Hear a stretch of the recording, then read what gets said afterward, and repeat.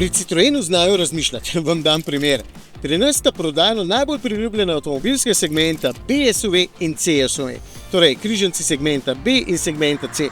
No, da si boste lažje predstavljali, to so križanci velikosti klasičnih avtomobilov, kot sta mali C3 pa nekoliko večji C4. Ampak, če narediš en sam model, ki je nekako vmes po teh dimenzijah, potem ne potrebuješ še enega in v bistvu vse kupce pobereš z enim samim križancem. In to je C3 Aircross.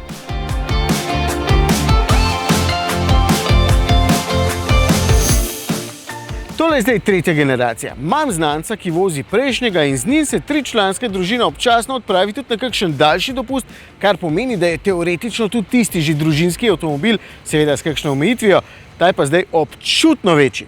23 cm je daljši, zdaj je dolg 4,4 metra, kar pa vseeno ne pomeni, da je postal prevelik in da boste z njim na manjših parkiriščih imeli težave, tudi med vožnjo ni neroden, ampak do tega še pridemo. Je kar jasno, da so za začetek želeli ponuditi nastopaški izgled, ker vedo, da so oči tiste, ki naredijo prvo zaznavo. Zato je podobno kot manjši C3, tudi ta polno glatih linij, pa visoko je nasajen odtal, zato da je lahko še bolj nastopaški. Pravzaprav je odtal oddaljen terenskih 20 cm, kljub temu, da nima čisto nobenih terenskih ambicij.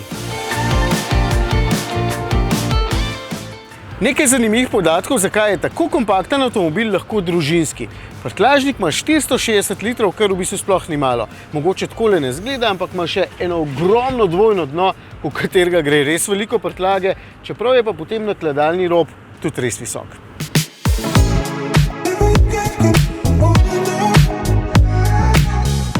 Tukaj na zadnji klopi ga je kar 8 cm več kot v prejšnji generaciji in 6 cm več kot v navadnem C3.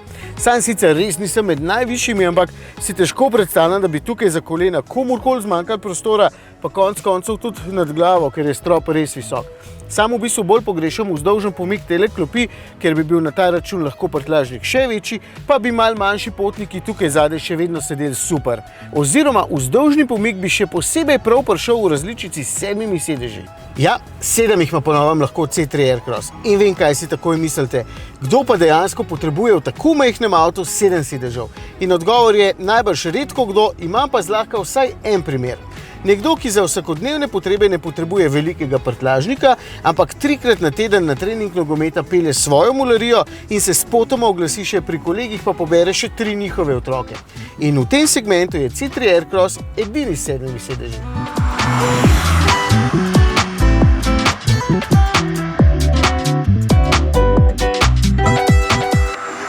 Če je pri zagotavljanju prostora torej zelo sposoben, pa se boste morali pravilno odločiti pri izbiri motorja.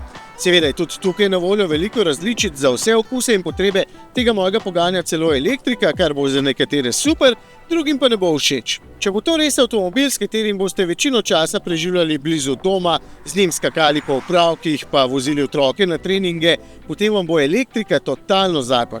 Hipna odzivnost, praktično nič hrupa in podobno, vse to ga naredi zelo prijetnega.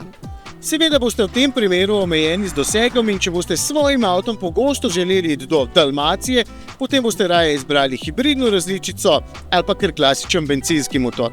Za vse bo tako poskrbel en sam model namesto 2. Samo ravno prav velik je rabil postati.